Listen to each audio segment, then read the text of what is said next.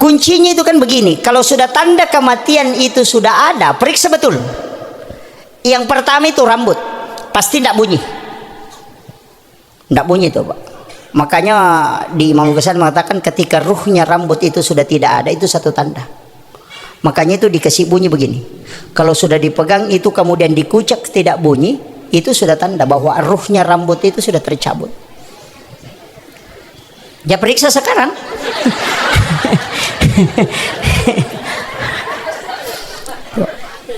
Itu tanda, Pak. Makanya ulama dulu kita, orang tua itu yang pernah pelajari, kalau datang melihat orang sakit itu dia usap kepalanya sambil ngomong, insya Allah mudah-mudahan. Tapi dia periksa itu, nanti ke belakang dia kasih begini.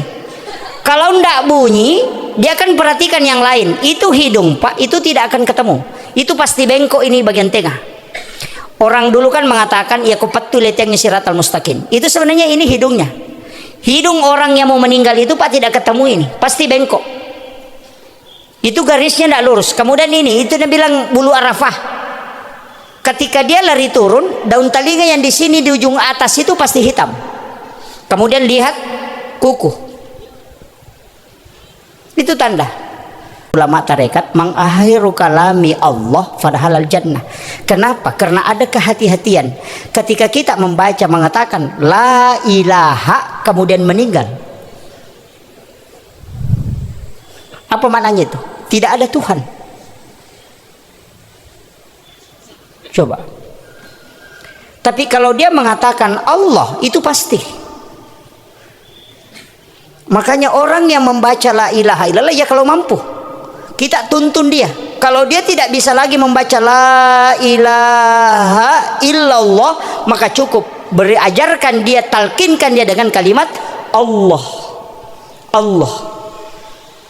Jelaskan dalilnya. Wala zikrullahu akbar. Itu aja kuncinya, Pak. Kalau dia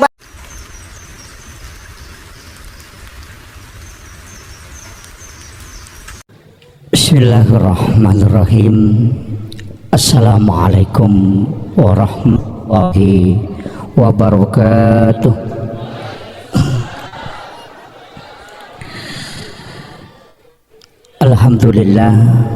Alhamdulillahi rabbil alamin.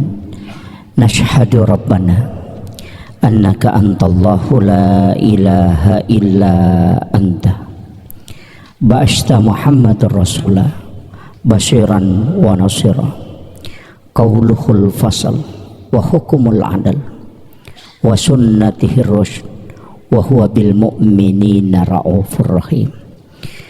Allahumma salli ala sayyidina Muhammadin tibbil qulubi wa dawaiha wa afiyatil abdani wa shifaiha wa nuril absari wa diyaiha wa ala alihi wa sahbihi wa sallim. Faqad qala Allah ta'ala fi kitabihil karim wa huwa asdaqul qailin. A'udzu billahi minasyaitonir rajim. Bismillahirrahmanirrahim. Tabarakalladzi biyadihil mulku wa huwa ala kulli syai'in qadir. Alladzi khalaqal mauta wal hayata liyabluwakum ayyukum ahsanu amala wa huwal azizul ghafur. Wa qala Nabi sallallahu alaihi wasallam fil hadis likulli syai'in hasabi wa hasabi ummati baina si'tina wa sab'in. Sadaqallahul azim wa sadaqa rasulil karim wa nahnu ala dzalik nasyahidina wasyakirin wa la haula wa la quwata illa billahi wa huwal aliyyil azim. Hadirin wal hadirat ikhwanu fillah, sidang jamaah ta'ziyah yang insyaallah dirahmati dan dimuliakan oleh Allah Subhanahu wa taala, wabil khusus yang kami muliakan dan kami ta'zimi akhinal fadil, sahabat kami Bapak Dr. K. Haji Muhammad insyaallah selaku Ketua Tanfiziyah, dan juga Bapak Direktur Tonasa yang hadir bersama kita, Bapak dari Kementerian Agama, dan seluruh anggota DPRD yang sempat hadir, seluruh tamu undangan, para alim ulama, para tokoh masyarakat, ibu-ibu, dan wabil khusus keluarga besar almarhum. Semoga Allah Subhanahu wa taala senantiasa memberikan kelapangan dalam kalbunya dan menghembuskan Hawa dari dalam surga. Salah satu doa yang dianjurkan oleh Rasulullah untuk kita panjatkan, ia menyebabkan kita bisa mendapatkan dua asbab keselamatan. Rasulullah itu pernah berjanji, siapa yang membaca doa ini, kata Nabi, maka Allah akan menghembuskan Hawa dari dalam surga masuk ke dalam kalbunya, sehingga itu selalu merasa tenang. Yang kedua, siapa yang membaca doa ini, kata Nabi, 3 kali atau 7 kali, maka Rasulullah akan menggandeng tangan orang itu untuk masuk ke dalam surganya Allah. Makanya jamaah takziah sekalian, doa ini dimasukkan para ulama kita di zikir pagi dan petang, dan sangat masyhur di kalangan para ulama kita, dan saya sering mengajak jamaah untuk mengamalkan doa ini. Doanya pendek, orang biasa mengistilahkan syahadat pertama, raditu billahi rabba wa bil islami dina wa bi muhammadin nabiyya wa rasulah. Di riwayat yang lain mengatakan raditu billahi rabba wa bil islami dina wa bi muhammadin nabiyya wattiba wa rasulah. Jadi kita pakai yang mana, 3 kali atau 7 kali. Itu sangat dianjurkan untuk dibaca karena itu akan mendatangkan syafaat. Sekaligus kata Nabi, Allah akan menghembuskan Hawa dari dalam surga, langsung masuk ke dalam kalbu orang yang membaca doa ini. Sebenarnya doa ini biasa dipakai ketika ada anak mau dihitan, itu disuruh baca. Makanya saya wasiatkan, ini penting untuk keluarga, terkhusus kepada istri almarhum dan anak-anak beliau. Kemudian yang kedua, di dalam sholat, ketika sholat sunat ataupun sholat fardu, kita bisa membaca surah Al-Kautsar. Karena ketika Rasulullah tertimpa musibah, anak beliau meninggal yang bernama Ibrahim, itu sampai Nabi meneteskan air mata. Maka turunlah surah ini untuk mengobati kegundahan Rasulullah. Maka siapa yang membaca surah Al-Kautsar ini, maka Allah akan menenangkan kalbunya. Makanya ketika kita tertimpa atau musibah atau ada kesusahan, maka hendaknya mengamalkan juga ketika kita sholat sunat. Bisa dibaca sampai berulang 7 kali setiap 1 rakaat. Itu surah Al-Kautsar. Jadi kemudian saya ingin sampaikan bahwa dalam perjalanan manusia sebenarnya kematian itu hanya tutup usia. Makanya kalau orang meninggal kita mengatakan tutup usia.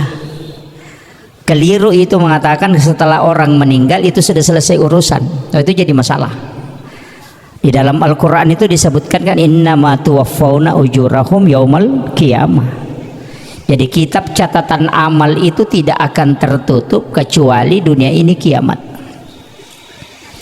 Makanya dari situlah kenapa amal jariah itu sangat penting. Keluarga yang ditinggalkan melakukan kebaikan itu penting. Karena semua amal kebajikan yang dilakukan anak itu orang tuanya dapat, yang disebut dengan syafaat pahala. Makanya semakin banyak anak itu semakin banyak rezeki. Bukan rezeki bawa rezeki uang, tidak, tapi rezeki kebaikan. Bahkan Rasulullah mengatakan siapa yang meninggalkan 2 atau 3 anak perempuan yang ahli ibadah, maka ibu bapaknya tidak disentuh api neraka. Itu jaminan, Pak. Jadi syafaat itu tidak dari Rasulullah saja, tidak. Al-Quran bisa menjadi syafaat, ulama bisa menjadi syafaat. Kita yang dari DDI ya ada guru kayak Abdul Rahman Ambodale yang kelas waliullah.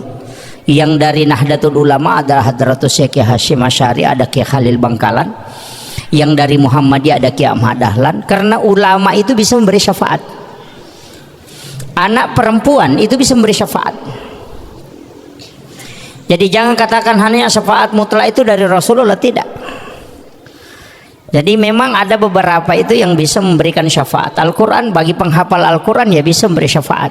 Walaupun nanti ada ulama mengatakan ya kalau dia hafal sampai meninggal. Kalau dia lupa itu jadi masalah.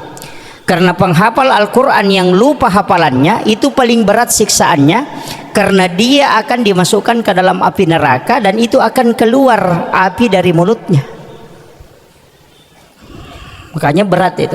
Makanya penghafal itu kita sering mengatakan, wah sudah hafal, alhamdulillah, itu yang bahaya. Makanya ada ulama kita mengatakan bagi hafiz Quran mestinya mentelaki di hadapan Allah. Artinya khatamkan Al-Quran dalam sholat. Seperti Imam Abu Hanifah 2 kali menghatamkan Al-Quran sehari semalam, 1 kali di dalam sholat dan 1 kali di luar sholat.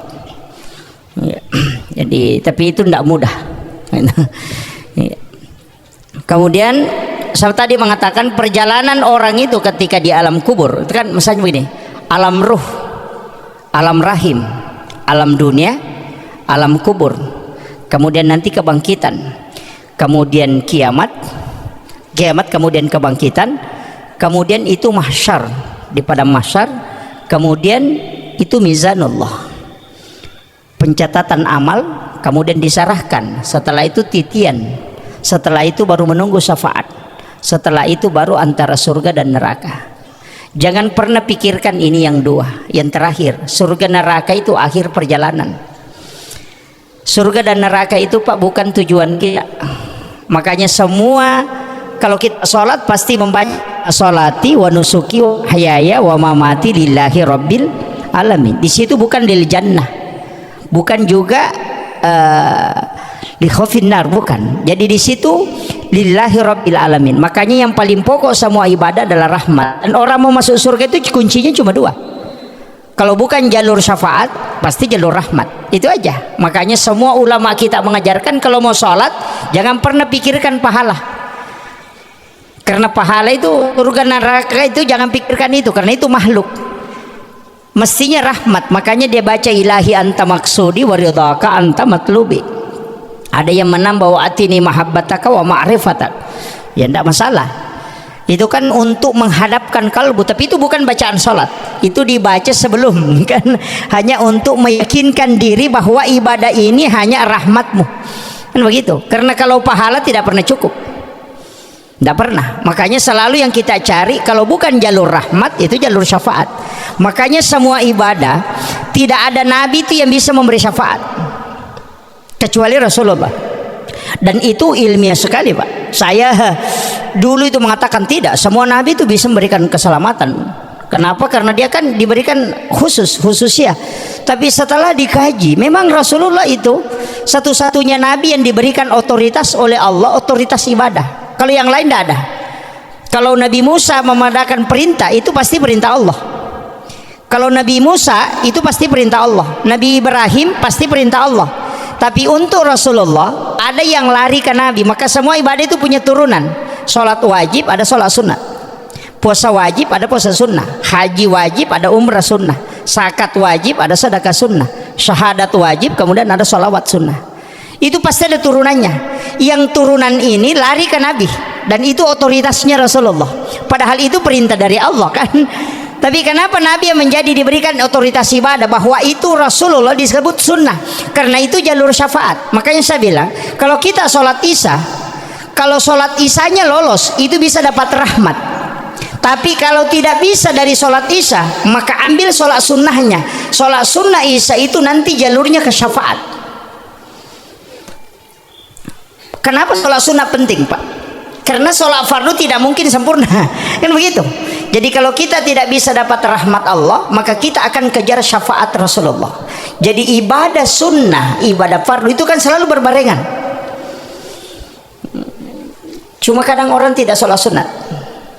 Kalau tidak sholat sunat ya zikirnya, baca subhanallah 33 itu sunnah juga itu.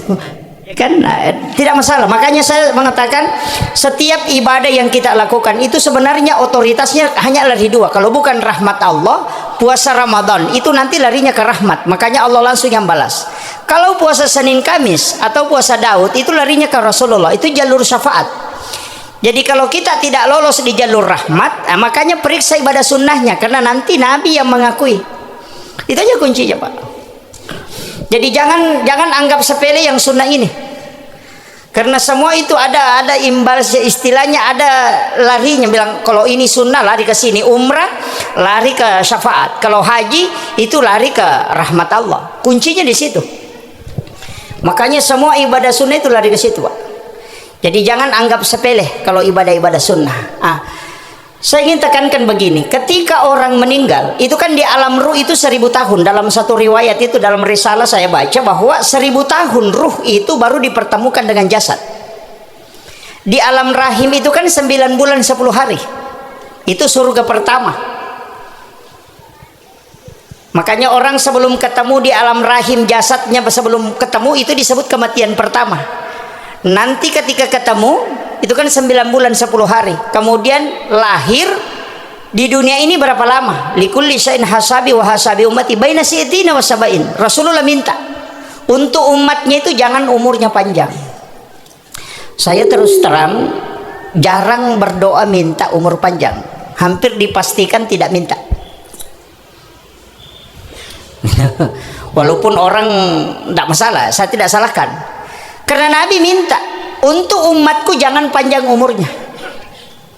Jangan ikuti nabi-nabi terdahulu yang ada sampai 800 tahun umurnya. Ada 300 tahun, bahkan ada yang tembus 1000 tahun. Nabi tidak inginkan itu. Makanya dia mengatakan likulli syai'in hasabi wa hasabi ummati baina si'tina wa sab'in. Setiap segala sesuatu itu ada waktunya, dan untuk umatku itu umur antara 60-70 tahun. Makanya ketika ada orang umurnya 60 tahun kemudian dia meninggal umur antara 60 sampai 70, jangan bersedih, karena itu Nabi yang memanggil. Saya sering sampaikan orang, ketika ada suami kita, ada istri, ada keluarga meninggal di umur antara 60-70, jangan bersedih. Itu seakan-akan Nabi sudah minta, ya Allah umur umatku ini antara 60-70, ketika meninggal di situ berarti doanya Nabi di situ tembus. Dan jangan bersedih karena Nabi yang memanggil itu. Itu aja kuncinya. Tapi kenapa, Pak? Antara 60-70 Nabi tidak menginginkan kita lama berdosa kalau berdosa. Bayangkan kalau umur 800 tahun nah main judi, Pak, minimal 700 tahun main judi. Kan begitu. Sama jika kalau camat, kalau ada camat menjabat 10 tahun lama diperiksa itu. Tapi kalau ada camat cuma 5 bulan dan berhenti, tidak lama diperiksa itu. Nah, begitu. Iya. Itu aja kuncinya. Makanya hidup ini kan hisapnya lama. Apalagi kalau semua jabatan ditanyakan, dan pasti itu, Pak.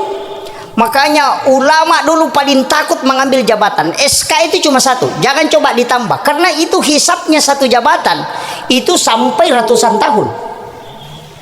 Nah sekarang kan banyak penasehat di sini, penasehat di sana, ketua di sini, ketua di sini, oh banyak sekali. Iya, itu jadi masalah. Ya cocok kalau ladang pahala cocok, tapi kalau masalah itu masalah juga itu. Ya makanya pertanggungjawabannya berat, dan itu tidak ada yang mau terima. Gunung diserahkan untuk menerima amanah tidak mau, hanya manusia yang bisa. Makanya saya setiap tarikan nafas, makanya Sayyidina Ali mengatakan, seandainya bukan karena ini amanah dan ini tidak bisa saya mundur untuk tidak menerimanya, sesungguhnya jabatan khalifah ini jauh terhina, lebih mulia liur anjing dibanding jabatan saya. Itu kata Sayyidina Ali. Lebih makan jakmu pi bebek kilo na aswina ya jabatakku. Karena liur anjing ketika menetes di tanah tidak akan ditanya oleh Allah kalau di hari kemudian. Tapi setiap tarikan napasku semenjak menjadi khalifah itu pasti ditanyakan. Itu, Pak. Tapi jangan takut ambil jabatan ini. Nanti melepaskan semua jabatannya itu jadi masalah lagi tuh. Kemudian kita hidupkan begitu. Kemudian Nabi kan minta memang supaya tidak supaya tidak lama dihisap. Kalaupun berdosa tidak lama. Kemudian karena umurnya pendek, itu kesempatannya Rasulullah minta kepada Allah supaya pahala kita dilipat gandakan. Makanya manja bil hasanati falahu asru amsalihha. Siapa yang melakukan satu kebaikan maka Allah akan balas menjadi 10. Kemarin mungkin di antara kita banyak yang berkurban, dan kurbannya patungan. 1 ekor sapi 7 orang, 7 nama. Itu kadang orang mengatakan, wah salah juga itu Ustaz, kalau 7 tapi kan 1 ekor sapi itu nanti ditunggangi 7 orang. Saya bilang itu kalau hitungan dunia. Tapi Allah kan mengatakan satu kebaikan saya balas 10. Makanya 1 ekor sapi itu jadi 10 ekor. Makanya kalau 7 nama itu kan masih ada 3 sisanya tuh, makanya boleh diambil sepertiga untuk dia makan, karena yang 3 ekor ini masih dia bagi. Itu kuncinya sebenarnya. Itu hitungannya itu pas sekali tuh, Pak. Walaupun sebenarnya kurban ini dipakai standar minimal, bukan standar maksimal. Makanya saya sering sampaikan, kalau camat, bupati jangan masuk 7 ekor, 1 ekor sapi baru 7 orang, jangan, keliru juga itu. Sama Pak Desa, Pak.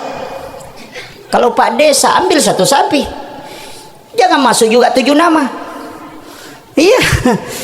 Karena itu standar minimal, artinya 1 ekor bisa untuk 7 orang, itu yang paling rendah. Ke atasnya tidak dibatasi, 1 ekor 1 orang, 10 ekor 1 orang, 100 ekor 1 orang, tidak masalah ketika mampu. Makanya Nabi Ibrahim itu berkurban 1000 ekor kambing, 100 ekor unta, dan itulah yang menyebabkan malaikat bertasbih. Makanya saya kemarin mengatakan, ketika melihat kurbannya Pak Presiden, ya saya tidak menghina, melihat kurbannya Pak Presiden itu luar biasa, dengan sapi dengan harga 500 juta ya, dengan sekian ton. Saya mengatakan itu rugi, Pak. Ruginya karena pahala binatang kurban itu dihitung dari bulunya. Coba kalau dia sembeli 10 ekor sapi dengan harga 25 juta, kan bisa, kalau 500 juta kan dapat 20 ekor. Mana lebih banyak pahalanya itu bulunya itu yang 20 ekor daripada 1 ekor. Kan begitu. Kalau kita mau hitung pahala kan, kayaknya ada ulama mengatakan mesti cerdas beribadah. Jangan melihat besarnya. Nabi Ibrahim itu dikagumi para ulama, dikagumi malaikat, bukan karena besar untanya, bukan, tapi karena banyaknya yang dia sembelih. Kan begitu. Makanya orang-orang kaya ini jangan pilih bilang paling besar ya, baguslah kalau besar, tapi coba kejar kalau pahala dihitung ke bulunya. Coba rugi kalau 1 kan. Coba ini apalagi kalau daging, oh sudah 1 ekor 500 juta, palingan dagingnya 1 ton. Kalau beli 20 ekor kan begitu. Makanya kalau hitung pahala, dari sinilah ibadah kita, karena kita kan tidak lama hidup, hanya antara 60-70 tahun. Itu aja kuncinya, Pak. Makanya harus cerdas, sama aja dengan ibadah. Cari kesempatan, oh ini yang besar pahalanya, tempuh ke situ. Itu kan banyak. Kemudian untuk almarhum, saya ingin kasih tahu begini. Ketika orang meninggal, satu yang tidak pernah pindah itu jasa. Itu yang tidak pernah pindah. Jasa yang tidak pernah pindah, Pak. Jika anaknya dermawan atau bapaknya yang dermawan, maka tidak bisa pindah itu ke anak, tidak bisa. Jadi makanya orang kalau mau dikenang selamanya, cukup itu perbanyak jasa, bukan memperbanyak harta. Orang yang banyak hartanya bisa dibilangi tamak. Sebenarnya makanya kalau mau jadi orang baik gampang, Pak, cukup dermawan. Jadi tidak usah menunggu kaya.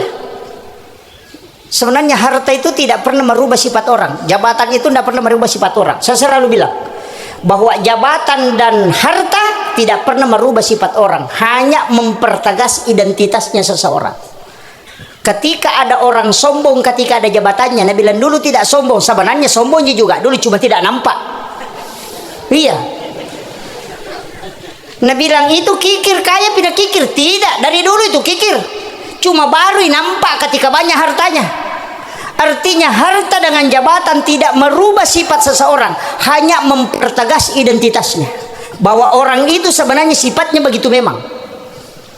Iya, makometomi roh napami muba. Nah, itu kayak begitu. Iya, orang tamak dulunya tidak tamak, tapi ketika memegang jabatan tamak. Sebenarnya itu orang tamak itu dulu cuma tidak nampak, tidak ada juga kesempatannya. Artinya jabatan dengan harta hanya mempertegas identitas, tidak merubah sifat. Begitu memang dia. Makanya sama jika kalau ada kegiatan begini, nah orang bagi-bagi kue kotak, nah nambili 2 kotak. Kalau jadi pemimpin itu korupsi juga itu. Iya. Nggak usah protes pemerintah, korupsi ini, nah kau mulai. Begitu aja, Pak. Dari kecil situ, jangan ketawa Bu, karena banyak yang begitu. Iya. Dari situ aja, Pak. Makanya saya sering mengatakan sebenarnya kehidupan begitu. Makanya kenapa ulama kita dari dulu menguji, agak istilahnya interpretasi itu ya, menguji Umar bin Abdul Aziz kan tidak mentes bilang oh, harus begini-begini, tidak. Nah kasih saja biji kurma, ini biji kurma kau ambil, siapa mau jadi gubernur, datanglah mendaftar, dikasih biji kurma, tidak ditanya, dikasih saja, tanam itu, nanti 2 bulan kau datang ke sini, dia tanam kemudian kasih kembali, sekalinya pulang kurmanya ada yang 3 lembar, ada yang 2 lembar, ada yang tidak tumbuh. Nah bilang itu yang 3 lembar, bilang, oi saya ini karena saya paling subur kurmaku. Itu yang 2 lembar, nah bilang, oi tipis harapan ini. Yang tidak tumbuh itu cuma diam. Dikatakan, wah itu tidak tumbuh, kenapa datang? Mestinya tidak datang. Apa kata Umar bin Abdul Aziz? Yang menjadi gubernur, khalifah, dan jadi menjadi pimpinan, bupati kalau kita, ini yang tidak tumbuh kurmanya. Tanya kenapa bisa protes ini, nah bilang itu biji kurma yang saya kasih ke 2 bulan yang lalu saya sudah masak, tidak mungkin tumbuh. Iya, saya sudah masak, tidak mungkin tumbuh. Berarti kau mengakali demi mengejar jabatan. Kalau kau jadi pemimpin kau halalkan segala macam cara. Ini yang satu dia sudah tanam, dia lihat tidak tumbuh, lama baru berpikir oh ini bisa diakali, dia mengakali. Artinya kalau kau jadi pemimpin, kalau mau selesai korupsi juga kau. Begitu. Makanya yang jujur yang dipilih kan begitu. Makanya dulu kan begitu ulama kita menguji. Makanya Nabi mengatakan man lam yashkur qalilan falam yashkur katsiran. Siapa yang tidak syukur yang sedikit kalau banyak juga. Kalau ada orang miskin dia bilang kalau saya kaya maki percaya. Biar kaya begitu toh. Iya, jadi siapa yang tidak gemar bersedekah di waktu dia dalam keadaan susah, pasti di saat dia kaya pun tidak akan. Itu aja kuncinya, Pak. Karena memang itu dari dalam, bukan dari luar. Ini kuncinya. Makanya sama kata tadi, jasa almarhum ini dikenal orang. Kita lihat banyak karangan bunga dan banyak keluarga yang datang, itu karena jasa beliau. Jasanya, bukan karena hartanya, tapi jasanya. Dan itu menjadi catatan untuk kita. 40 aja orang yang mendoakan itu sudah luar biasa. 100 orang yang mensolati, pasti ada orang beriman dan waliullah di situ. Dan itu ada jaminan. Makanya untuk keselamatan orang itu banyak jalurnya, bukan satu. Makanya saya sering mengatakan jangan memvonis orang bila masuk neraka, tidak, banyak jalurnya. Dia punya 2 anak perempuan ahli ibadah, Nabi sudah mengatakan diperlihatkan saja api neraka, tidak. Cuma anak perempuan ya, kalau anak laki-laki tidak, mohon maaf. Iya.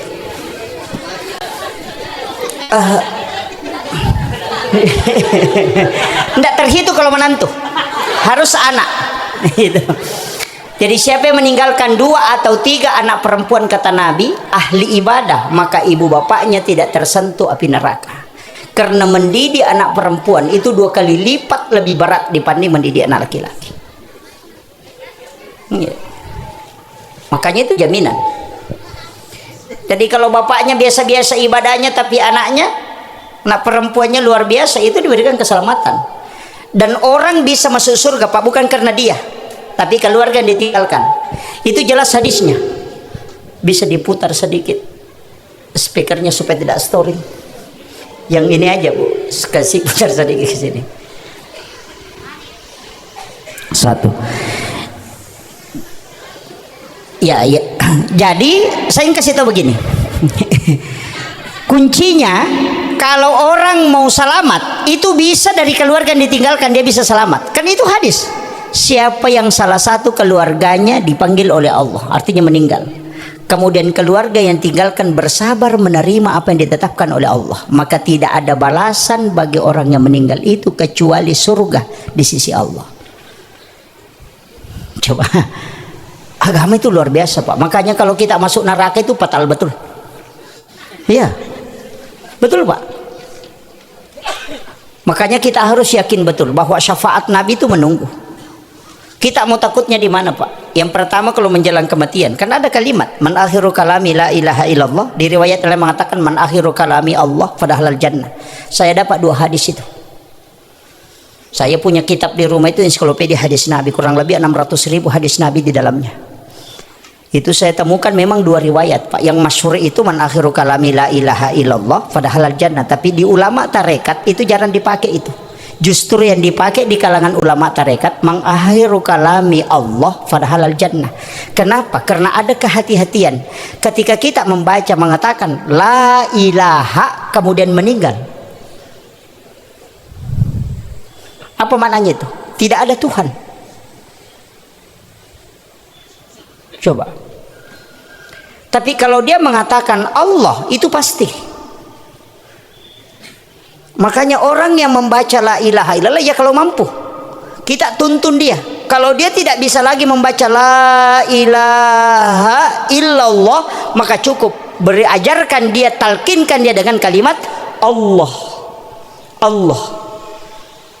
Jelaskan dalilnya. Wala zikrullahu akbar. Itu aja kuncinya, Pak. Kalau dia baca la ilaha kemudian mati, tidak ada Tuhan. Makanya sama dengan kalimat la ilaha illallah. Kalau kita mengatakan la ilaha illallah, benar-benar tidak ada Tuhan. Makanya di situ kalimatnya harus panjang. La ilaha. Di situ kan ini. Makanya di tarekat itu kan dipakai. Ditarik la ilaha illallah. Itu 7 latifah itu. Dari pusar ditarik ke ubun-ubun, kemudian dimasukkan ke sebelah kanan, baru ditarik ke sebelah kiri. Makanya biasa dia bergerak la ilaha illallah. Itu karena latifah. Ada juga yang cuma goyang-goyang lah. Kalau itu saya tidak tahu. Iya. Saya tidak komentari yang begitu. Kemudian perjalanan kan begitu, Pak. Cuma kita sebenarnya ini juga harus tahu betul cara mengurusi orang yang mau meninggal. Ini yang penting sekali. Karena ini persoalan, kadangkala kita melihat orang sakarat, tidak tahu apa mau dilakukan. Kuncinya itu kan begini, kalau sudah tanda kematian itu sudah ada, periksa betul. Yang pertama itu rambut, pasti tidak bunyi. Tidak bunyi itu, Pak. Makanya di Imam Ghazali mengatakan ketika ruhnya rambut itu sudah tidak ada, itu satu tanda. Makanya itu dikasih bunyi begini. Kalau sudah dipegang itu kemudian dikucak tidak bunyi, itu sudah tanda bahwa ruhnya rambut itu sudah tercabut. Ya periksa sekarang.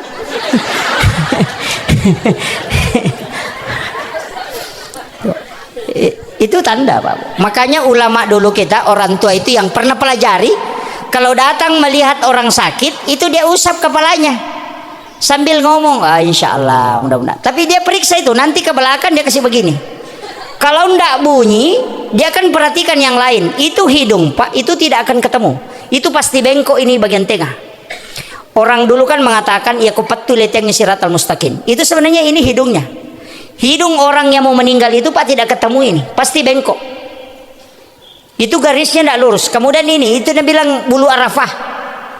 Ketika dia lari turun, daun telinga yang di sini di ujung atas itu pasti hitam. Kemudian lihat kuku. Itu tanda. Dan itu diperiksa betul, Pak, Bu. Sebenarnya banyak kan orang mengatakan, oh ini tidak lama lagi. Nah bilang, ini orang tidak sholat bisa nak tahu. Ya karena pernah pelajari, sama aja dokter. Biar tidak sholat dokternya bisa nak tahu penyakit jantung ini karena hitam di bagian matanya. Nah begitu. Kalau ilmunya pernah dipelajari, biar orang tidak sholat bisa tahu.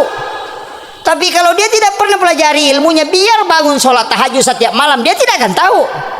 Kan begitu aja. Itu aja kuncinya. Kadang-kadang kita akan mengatakan, oh tidak usah percaya karena dia tidak sholat. Oh bukan, lain itu. Karena memang ada ilmunya. Di situ dipelajari betul. Mulai dari rambut tidak akan bunyi itu 40 hari.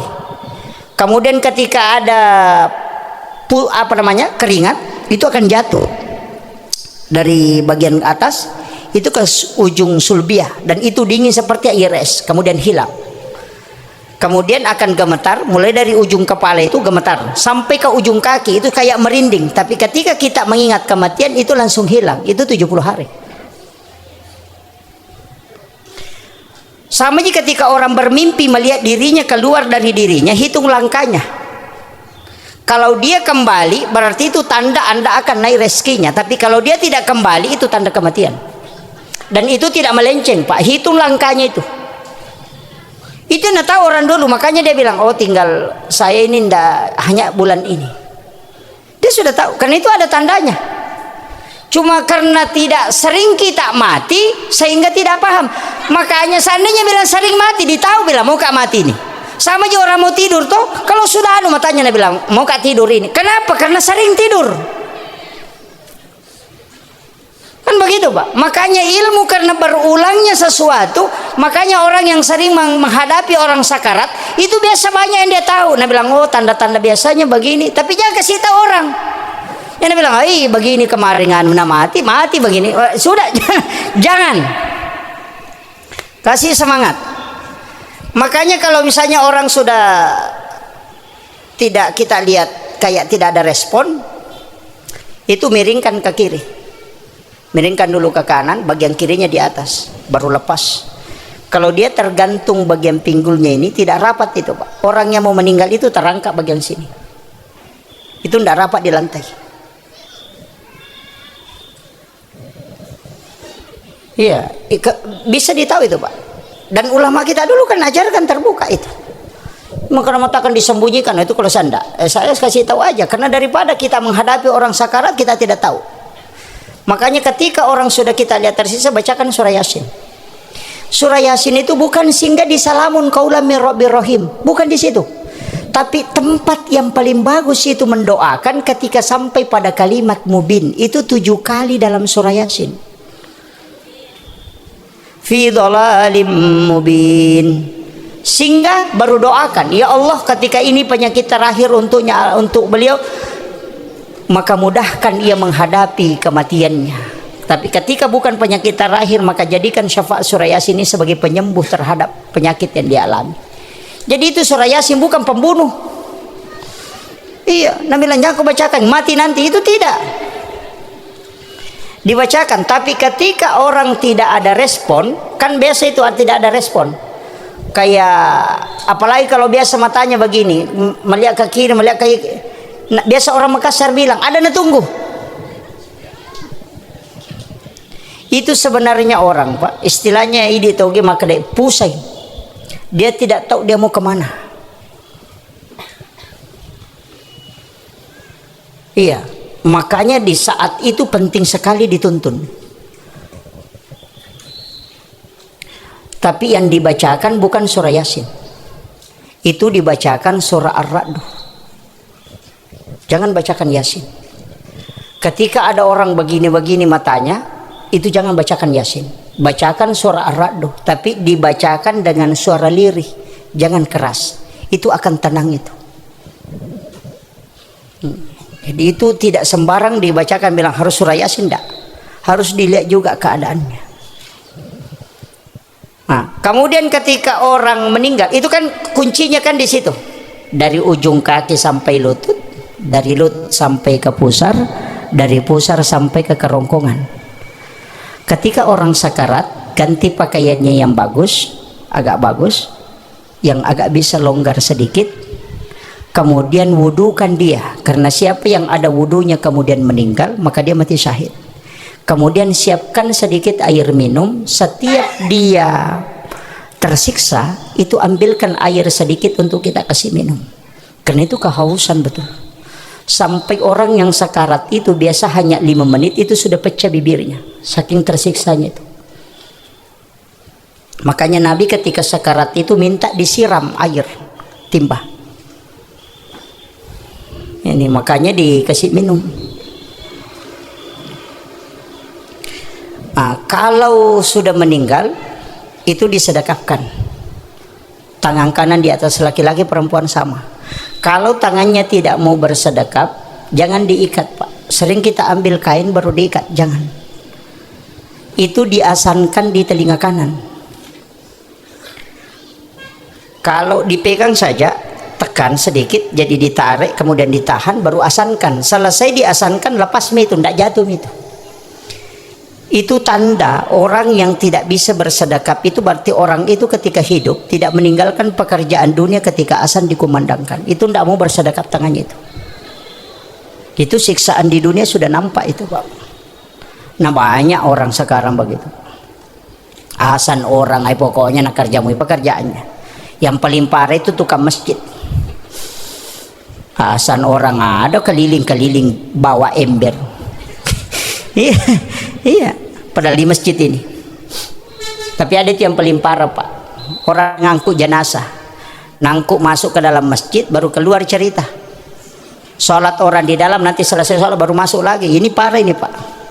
Orang mati dia bawa, sudah sampai di masjid keluar. Itu yang jadi masalah. Tapi tidak ada di sini, tidak ada insyaallah. Ya. Sedekapkan tangannya, tutup matanya dengan membaca Bismillahi ala millati wa sunnati Rasulillah. Itu juga dibaca ketika dimasukkan orang ke dalam lahat. Bismillahi ala millati wa sunnati Rasulillah. Jadi itu kalau tidak mau baca Allahumma ghafir baru sebut namanya. Itu baru tertutup. Ada itu orang yang tidak mau tertutup matanya kalau dibaca Bismillahi ala millati wa sunnati Rasulillah, masih terbuka sedikit. Makanya tutup kembali dengan baca Allahumma ghafir baru sebut namanya. Allahumma ghafir li Muhammad Yusuf. Nama aku ikut sebut nanti takut ya kalau nama aku sebut. Yeah. Nah, setelah itu disunnahkan dan lebih utama ketika seorang laki-laki yang meninggal, itu laki-laki juga yang memandikan. Tapi boleh silang laki-laki yang meninggal tapi perempuan yang memandikan ketika dia itu adalah anaknya ataupun istrinya. Makanya Rasulullah sebelum meninggal itu pernah berwasiat kepada istrinya, ketika aku lebih dulu meninggal maka kau yang memandikan aku. Tapi ketika engkau lebih dulu meninggal maka aku akan memandikan engkau.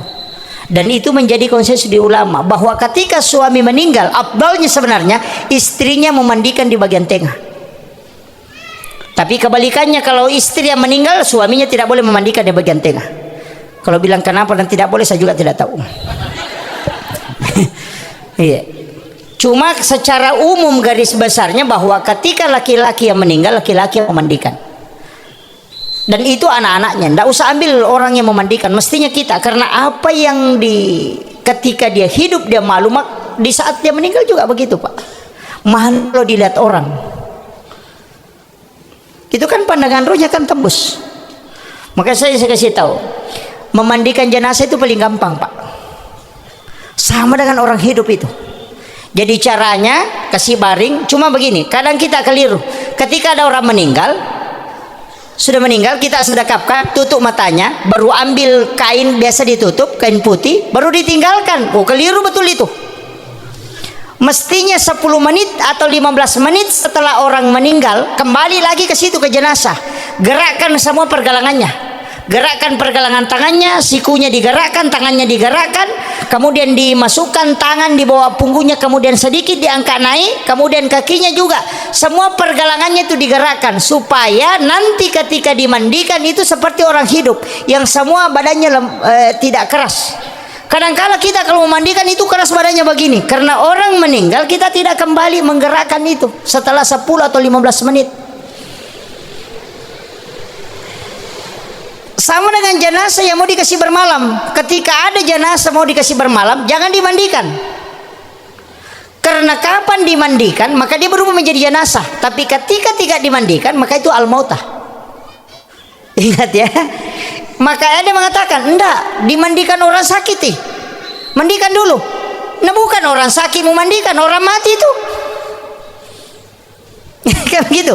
Biasa nogi maka dia to malasai. Nah, ternyata malasai, nah dia to mati. Makanya Rasulullah mengatakan bersihkan, bukan dimandikan. Kalau mau dikasih bermalam, ambil kain basahi baru pel badannya yang kita anggap ada kotorannya. Setelah itu dikasih bermalam, jangan dimandikan. Karena kapan dimandikan langsung berubah menjadi jenazah. Karena orang yang meninggal belum diurusi itu al-mautah. Tapi ketika sudah diurusi, dikremasi, di apa itu berubah menjadi jenazah. Makanya hadisnya mengatakan asra'u bil janazati, tidak mengatakan asra'u bil mautakum. Ini penting saya sampaikan. Makanya kalau mau kasih bermalam jangan dimandikan, dipel saja badannya supaya bersih. Nah, kalau memandikan jenazah itu diangkat badannya sekitar 40 derajat punggungnya, kemudian ditekan sedikit bagian pusarnya ke bawah, kemudian kiri kanan, tapi jangan dikasih keras, itu dengan lembut. Kemudian makanya orang yang membersihkan di bagian tengah itu biasa pakai kos tangan, makanya dimasukkan tangan itu ke dubur, itu sampai di sini. Itu membersihkan karena dubur itu tertutup di bawah, kosong di tengah, tertutup di atas. Makanya disebut al-ainanu bikamus syai'. itu tertutup, maka ada kotoran di sini bagian tengah, itulah yang dibersihkan. Kalau itu bersih rapat sendiri, baru ambil sedikit kapas kemudian tutup. Setelah itu baru diwudukan. Setelah diwudukan baru dimandikan. Nanti selesai dimandikan, kalau mau diwudukan kembali boleh, tapi ulama fikih mengatakan cukup yang pertama. Dan ingat, jenazah tidak pernah batal wudunya siapapun yang menyentuhnya. Yang batal itu yang menyentuh, bukan yang disentuh. Itu ada yang mengatakan sudah diwudukan jangan kau sentuh. Oh, itu tidak. Di fikih Imam Syafi'i, fikih Imam Malik, fikih Imam Abu Hanifah, bahkan di kitab Sahih Sabi itu tidak batal wudunya jenazah. Yang batal itu yang menyentuh. Ini makanya kan kadang biasa begitu. Jangan kau sentuh, sudah diwudukan, batal nanti wudu, diwudukan kembali itu. Jenazah itu tidak batal wudunya. Makanya setiap yang sudah memandikan jenazah disunnahkan mandi. Semua yang sudah menyentuh jenazah disunnahkan berwudu. Itu kan, itu aturannya itu. Kalau sudah dimandikan, kita biasa kalau memandikan di sini begitu juga ya, atau terbalik, dimandikan dulu baru dibersihkan kotorannya. Bersihkan dulu baru dimandikan. Wudunya di terakhir atau di pertama? Pertama. Biasa juga pakai terakhir. Sama aja kita kalau mau mandi, pergi dulu WC buang air kotoran, baru berwudu, baru mandi. Sama aja itu. Tidak ada bedanya. Begitu juga. Kalau kita pakai sabun di sini, sabun apa? Sabun cair. Oh ya, cocok, itu bagus senunya. Cuma kalau biasanya air itu kalau mau lembut itu pakai shower, bagus. Disambung saja ke selang, pakai shower itu supaya lembut menyiramnya.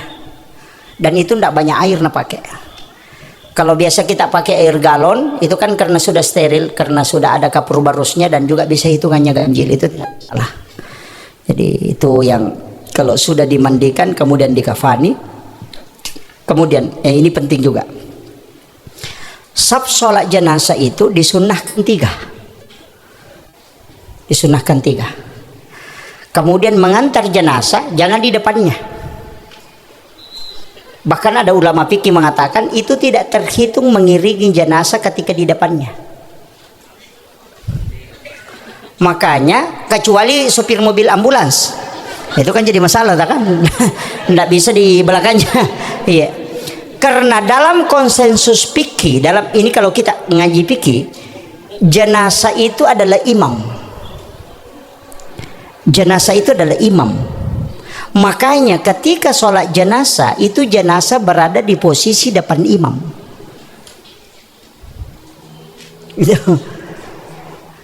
Makanya itu semua ikut itu. Sholati jenazahnya di depan. Walaupun di belakang kan tetap boleh. Makanya kadang mengatakan, wah kalau jenazah di belakang tidak bisa, harus di depan. Saya bilang kalau orang sholat gaib, di mana jenazahnya? Dia bilang tidak tahu. Itu makanya boleh. Cuma selama jenazah itu ada dan bisa dibawa ke depan, simpan di depan. Kemudian ketika mengantar jenazah, usahakan di belakangnya, jangan di depannya. Kemudian jangan duduk, ini penting, jangan duduk ketika jenazah sampai di kuburan sebelum masuk ke lahat. Yang mengantar itu tetap berdiri menunggu sampai dimasukkan ke dalam lahat, baru boleh duduk. Kalau itu sunnahnya. Gitu. Jadi nanti dia masuk ke dalam, kita kan tidak. Jenazahnya sudah langsung cari di mana tempat duduk di sini. Yang paling parah duduk di atas batu nisan. Padahal Rasulullah mengatakan seandainya engkau mengetahui siksanya, kalau lebih memilih kau duduk di atas bara api, hancur badanmu dengan kulitmu terbakar oleh bara api, daripada kau lebih memilih duduk di situ daripada duduk di atas batu nisan. Makanya aturan orang masuk ke kuburan itu persis aturan masuk ke rumahnya orang hidup. Mau masuk ke rumahnya orang, buka sandal. Mau masuk ke kuburan, buka sandalmu. Ucapkan salam, assalamualaikum ya ahlal kubur. Mau masuk ke rumahnya orang, ucapkan salam, assalamualaikum warahmatullahi wabarakatuh. Itu persis sama aturannya. Jangan melangkahi nisan. Kalau ada orang duduk di situ jangan melangkahi itu. Dan itu persis sama. Makanya ada beberapa itu kaidah Pak dipakai dalam agama dan Rasul yang sampaikan sama. An-naumu ahul maut. Apa maknanya? Tidur itu bersaudara dengan mati. Coba. Tidur itu bersaudara dengan mati. Kenapa? Karena orang tidur itu kan orang mati. Benar ya, Bu? Kalau orang tidur mati ya? Hah? Kalau orang tidur, Bu, mati atau tidak? Tidak. Mati. Nah, Rasulullah yang bilang, makanya doanya kan apa? Apa doa kalau mau kita tidur? Bismika Allahumma ahya wa amut. Kalau bangun apa? Alhamdulillahilladzi ba'da ma amatana wa ilaihin nusur. Kalau terima kasih banyak ya Allah, Engkau mengembalikan kehidupanku setelah Engkau mematikan aku. Berarti mati. Jangan bilang tidak. Mati. Doanya saja bismika Allahumma ahya wa amut. Kan begitu. Tapi kenapa mengatakan itu kok masih hidup Ustaz? Cocok mi. Makanya mati itu ada 3, kematian idhafi, kematian qadim, dengan kematian haya. Makanya tahap kematian itu 3, dari ujung kaki ke lutut, dari lutut ke pusar, dari pusar sampai ke kerongkongan. Makanya ketika orang tidur yang diangkat idhafinya, makanya disebut diangkat ruhnya. Tapi kalau orang wafat itu digenggam, berarti tidak kembali. Coba. Tapi kenapa Nabi mengatakan an-naumu ahul maut? Tidur itu bersaudara dengan mati. Karena persis sama. Coba saya kasih tahu. Orang banyak tidak percaya tentang sisaan kubur. Tidak usah pakai logika, tidak usah carikan hadis. Itu saja dipakai an-naumu ahul maut. Tidur itu bersaudara dengan mati. Kasih tahu, pernah kau bermimpi dipukul? Atau pernah kau bermimpi nak kejar anjing gila? Pas bangun, padahal dia tidak lari. Tersiksa fisiknya padahal ruhnya yang ikut tersiksa. Itu analogi orang yang disiksa di alam kubur. Itu aja kuncinya, Pak. Kemudian yang kedua, orang yang tidur itu kalau bermimpi, saya ingin tanya, orang bermimpi itu melihat atau tidak? Nah, lihat dirinya ke Jakarta, melihat atau tidak? Melihat, tapi matanya tertutup kan? Coba. Mata apa nak pakai orang bermimpi itu ketika dia melihat kalau dalam mimpinya? Bukan. Masa mata hati? Itulah yang disebut dengan pandangan idhafi. Itu biasa dipakai, Pak. Ketika kita masuk di suatu tempat, biasa kita bilang, kayaknya saya pernah mimpi ke sini. Itu idhafi. Biasa itu. Orang yang tinggi zikirnya itu bisa merasakan itu. Ketika masuk di itu tempat, kayaknya saya pernah masuk ke sini. Kayaknya saya pernah bermimpi kerja ini. Kayaknya pernah saya dibimbing melakukan ini. Itu sebenarnya idhafi yang sudah bergerak, baru kita ikuti. Itulah yang dipakai ulama sebelum orang berangkat dia bisa tahu. Makanya itu yang dipakai perempuan kalau mau tahu suaminya selingkuh atau tidak, pakai itu aja, Pak Bu. Betul. Makanya dari situlah ada istilah nikah batin, karena itu dikoneksikan sebelum lahiriah. Tapi itu hilang, Pak. Saya kasih tahu, Bapak bermimpi ke Jakarta, tidur di atas kasur 10 menit itu sudah bisa bolak-balik dari Jakarta. Padahal kalau naik mobil, naik pesawat itu butuh sekian jam.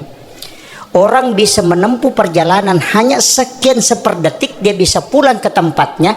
Itu karena idhafi. Itulah masuknya guru tak Kiai Abdul Rahman Ambodale, bahwa saya ngaji kitab ke Imam Syafi'i itu 6 tahun. Itu yang tidak dipahami orang, Pak, ketika dia melihat lahiriahnya. Soalnya kita bisa, sekarang bisa, Pak. Orang-orang ini bisa, Pak, bisa melakukan itu. Bagaimana caranya? Gampang, video call toh. Iya, video call. Kita bisa sampai di Mekah, sepersekian detik bisa sampai di Madinah. Ada gambar, ada suara di layar, baru tidak ada sambungan. Itu apa yang dipakai? Itu nur. Kita mengatakan black hole, padahal bukan. Ulama itu bongkar tidak pakai media, tapi dia pakai kalbu. Itu tembus, Pak. Secara ilmiah ada, dan hakikat cuma dia orang tidak bongkar. Itu setipis bawang batasnya. Kalau orang tembus itu luar biasa. Tapi saya tidak buka itu. Itu ulama kita dari dulu itu pelajari. Makanya guru ketika Kiai Haji Muhammad Sain Abdul Ghani mau datang ke Mangkoso itu dia tahu. Dari mana dia tahu padahal dia tidak itu karena idhafi. Makanya istri itu mestinya kirimkan Fatihah suaminya kalau mau tidur, karena ruh itu terkoneksi terus, dan itu ngomong sendiri tuh. Cuma jangan bilang ila arwahi karena belum mati. Iya, makanya orang bilang ila ruh, kalau meninggal ila arwah. itu dipakai itu. Anak-anak di pondok pesantren kirimkan Fatihah kalau malam Jumat 41 kali. Itu tirakatnya. Allah itu tidak nakal itu anak-anak kita. Ini sudah 1 jam lebih Pak, saya persingkat. Kemudian ada juga penting ini, kalau kita gali kuburan itu lahat di bagian bawah itu mesti rapat ke sebelah barat. Jadi lahat itu ada 2 ya, rapat ke sebelah barat atau sekalian masuk ke dalam, itu sekitar 40 cm dikasih masuk. Kalau tanah berpasir dan sering bergerak, masukkan lahatnya ke samping supaya di atasnya itu kan tidak bergerak. Kemudian kalau diisi tanah kuburan itu jenazah tidak diinjak karena dia di samping. Itu bihurmatil jenazah. Yang kedua biasa lahat itu bagian atas ketika kuburan itu berair dan tidak mau kering, tidak mau habis airnya, selalu muncul air, sekalian kasih lewat galiannya ke bawah sekitar 40 cm, baru lahatnya di samping bagian atas. Jadi nanti jenazah diselipkan masuk, baru ditutup belakangnya, baru diisi air. Jadi dia tidak kotor terkena air karena agak di atas tinggal. Makanya guru tak kayak Haji Sanusi Baco almarhum al-maghfurlah ketika dimakamkan sih begitu, karena di tempatnya itu berair. Tuh. Jadi itu ulama kita kan memang jelaskan, karena memang sebenarnya itu tidak boleh kalau basah, harus ditimba anunya itu. Makanya kalau tidak bisa kering di situ ya orang pakai doni. Kalau memang selalu berair dan tidak bisa diantisipasi airnya, dan memang kuburan di situ begitu ya, dipakai doni kan, untuk supaya bihurmatil janazah namanya, menghormati itu. Kemudian yang memasukkan ke dalam lahat sebenarnya begini Pak, ini saya kasih tahu rahasia ulama sufi. Memasukkan ke dalam lahat itu yang paling bagus kalau ibunya, selama dia masih hidup, itu paling bagus. Kalau bukan ibunya, gurunya, mursyidnya kalau tarekat. Kenapa ibunya? Karena doanya itu yang tembus, jelas betul. Ketika dia meletakkan anaknya kemudian membaca bismillahi ala millati wa sunnati rasulullah, kemudian memohon kepada Allah supaya anaknya tidak disiksa, itu tembus doanya Pak. Sekarang orang takut, jarang berani mau orang masukkan ke lahat. Bukan hanya karena tidak tahu bacaannya, mungkin takut juga. Padahal itu kan mudah, bismillahi ala millati wa sunnati rasulillah. Orang dimasukkan ke lahat itu 2 versi Pak, bisa dari utara ke selatan, bisa dari selatan ke utara, ya 2 versi ya. Bisa kepalanya duluan turun ke lahat, ke lubang kuburan, bisa kakinya duluan. Makanya kalau orang gemuk dia kakinya dulu supaya orang yang dibawa tidak tersiksa karena ringan. Tapi kalau orang misalnya si kurus masih mampu diantisipasi ringan, kepalanya dulu turun baru kakinya. Makanya kalau kakinya kan tidak berat, nanti tinggal ditarik begini langsung turun badannya. Makanya itu dua-duanya dibolehkan. Saya dulu itu bingung kenapa ada yang dari selatan ke utara, kenapa ada yang dari utara ke selatan. Nanti saya baca, oh ternyata ada penjelasannya, bahwa ketika jenazah itu memberatkan ketika diangkat, mungkin karena orangnya gemuk atau besar, maka bisa dia dari utara ke selatan supaya kakinya duluan turun, itu ring. Nanti badannya langsung turun ke bawah. Kemudian setelah itu kan ada tanah, minha khalaqnakum wa fiha nu'idukum wa minha nukhrijukum taratan ukhra. Itu satu disimpan di bagian bawah pipi, yang kedua bisa di dada, bisa juga di bawah dagu, kemudian yang ketiga di ubun-ubun. Jadi jangan coba-coba disimpan di mata dengan di sini, jangan. Jadi itu di bagian dada, di bagian kaki, kemudian ada di bagian kepala, dada, kaki, ada juga empaki di bawah pipi, kemudian di bawah dagu, kemudian di ubun-ubun. Setelah itu ambil tanah, itu dalam kitab Ian. Ambil tanah, bacakan inna anzalnahu 7 kali. Setiap 1 kali sampai itu ditiup. Kemudian yang di tangan kanan itu taburkan di bagian, menyentuh bagian kulitnya. Yang di tangan kiri taburkan di kain kafannya. Itu tidak akan kena azab kubur. Itu doanya, Pak. Setelah itu ditimbun, mau orang pergi tinggal ke satu, jangan pergi semua. Mesti ada orang tinggal satu orang terakhir, jangan pulang. Sekitar 40 langkah orang tinggalkan itu tempat pemakaman, ambil ki tanah yang pas lurus bagian kepalanya. Dianukan saja, bilang di sini tadi bagian kepalanya, bacakan inna anzalnahu 1 kali baru kembalikan. Ambil tanah dilurus di bagian pusarnya, bacakan inna anzalnahu baru kembalikan. Baru ambil juga di bagian kaki, baru kita puran terakhir. Itu yang bilang orang Bugis patan raki buruk. Keluarganya tidak akan terganggu jin karin kalau itu yang dianukan. Itu aja kuncinya, Pak. Tapi orang terakhir, biasakan orang langsung berlomba-lomba pulang, tidak ada mau tinggal. Mesti ada tinggal satu. Biasakan orang pakai bambu itu dibacakan dulu baru. Biasakan anak simpami ambil bambunya. Tapi kita orang terakhir, Pak. Orang terakhir pulang itu yang dibacakan. Kemudian ada satu yang saya lupa. Ketika memandikan jenazah, ada namanya itu kan mandi penutup. Biasa kita pakai ya. Yang air yang dikasih haruman itu kalau sudah dimandikan, biasa kan ada air 1 baskong itu 1 ember, itu disiramkan kan? Dipakai itu di sini. Dibaca aja doanya. Hah?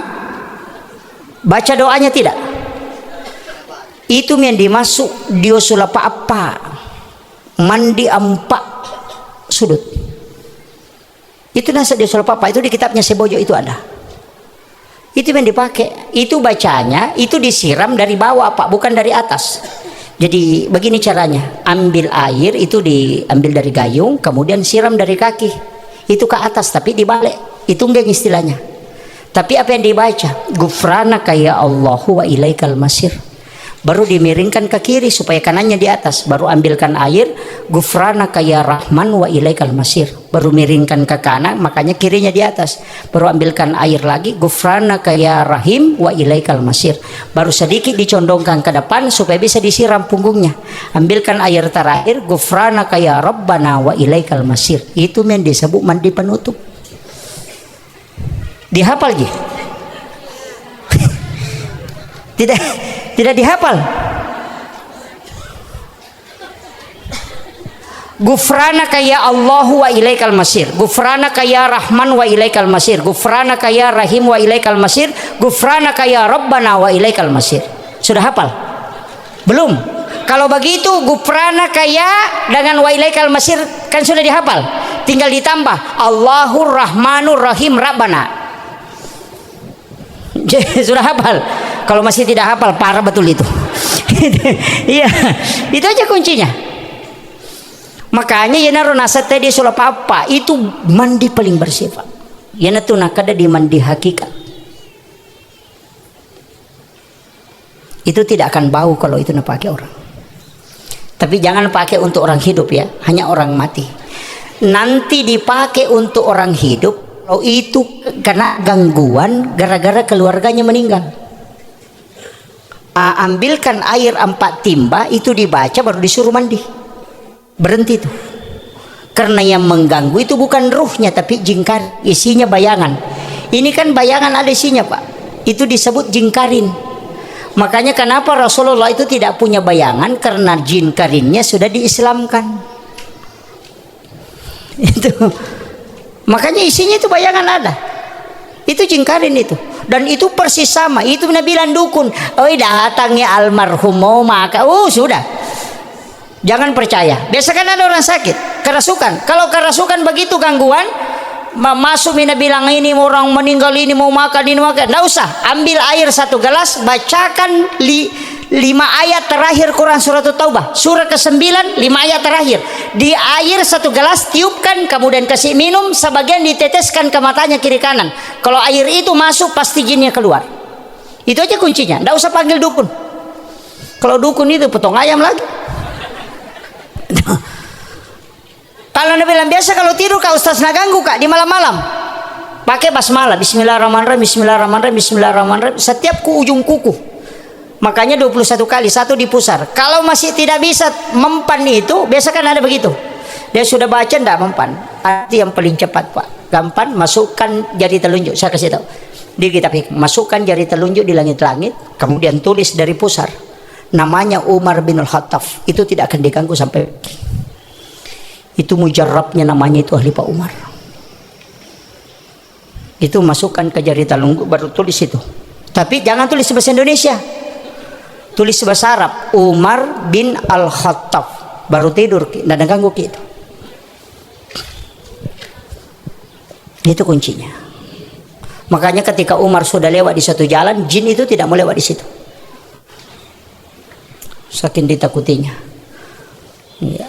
Saya kira ini yang penting saya sampaikan Pak. Ini sudah 1 jam, hampir 1,5 jam. Jadi saya ingin hanya sampaikan kepada keluarga almarhum 3 hal jangan tinggalkan. Doakan setiap selesai sholat. Yang kedua sedekahkan, selalu ikutkan. Kalau ada uang tak 5.000 atau 10.000, niatkan 5.000 untuk almarhum, 5.000 untuk saya, itu sudah sampai. Sedekah untuk almarhum itu tidak butuh nama, hanya butuh niat. Ikutkan saja. Kemudian yang ketiga, ziarahi kuburnya. Karena sesungguhnya orang yang meninggal itu tembus penglihatannya. Makanya disebut alam kubur itu dindingnya disebut barsa. Barsa itu kan tirai. Tirai itu kalau bahasa Bugis sampirang. Kain tipis penghalang, tapi dia bisa melihat ke dunia, bisa juga melihat ke alam akhirat. Makanya disebut barsa. Ziarahi kuburnya. Dan tempat waktu ziarah kubur paling bagus itu di malam Jumat. Makanya itu sunnahnya. Cuma kadang kita tidak berani Pak. Makanya Nabi itu di malam Jumat datang ke pekuburan. Nanti subuh pulang itu sholat subuhnya itu membaca surah Alif Lam Mim Tanzil dan Al-Insan. Jadi ingat, ini untuk imam. Subuh Jumat itu bukan sunnah sujud. Sekali lagi, subuh Jumat itu bukan sunnah sujud tilawah, bukan. Jadi kita di subuh Jumat itu tidak sunnah sujud tilawah. Disunnahkan membaca 2 surah. Yang pertama Alif Lam Mim Tanzil, yang kedua Al-Insan. Itu yang sunnah. Cuma kebetulan di Alif Lam Mim Tanzil ada ayat As-Sajadah, makanya kita sujud tilawah. Ada imam itu na potong 3 kan tidak nambil Alif Lam Mim dan tidak nambil surah Al-Insan. Allah Ta'ala lisanu hinu nadar lam yakum syai'an masykur. Kan tidak nambil itu. Hanya Alif Lam Mim Tanzil saja. Sebenarnya sunnahnya membaca 2 surah, bukan sujud tilawah. Bahkan Ahmad bin Hanbal mengatakan kalau ada orang sholat subuh di subuh Jumat hanya mau sujud tilawah, maka tidak sah sholat subuhnya. Itu fatal itu Pak. Imam itu harus tahu itu. Jadi bukan sunnahnya sujud tilawah, tapi sunnahnya membaca 2 surah. Yang sunnah itu membaca Alif Lam Mim Tanzil dengan Al-Insan kalau di subuh Jumat. Itu yang sunnah. Jadi ini tapi sunnah ya, bukan wajib. Jangan sampai ada yang tidak hafal itu tidak sholat subuh, itu fatal itu. Itu makanya itu sunnah aja. Itu. Saya kira ini yang penting saya wasiatkan. Itu yang 3 Bu ya. Datangi, ziarahi kuburnya, kemudian sedekahkan, kemudian doakan setiap selesai sholat, doakan dia insyaallah. Beliau kalau kita melihat jamaah dan juga ucapan-ucapan ini insyaallah itu luar biasa. Doa kita semua itu membuat beliau mendapatkan keberkahan di alam kuburnya insyaallah. Saya kira cukup sekian, akhirul kalam. Allahul muwaffiq ila aqwamit thoriq. Nasrun minallahi wa fathun qarib wa basyiril mu'minin. Assalamualaikum warahmatullahi wabarakatuh.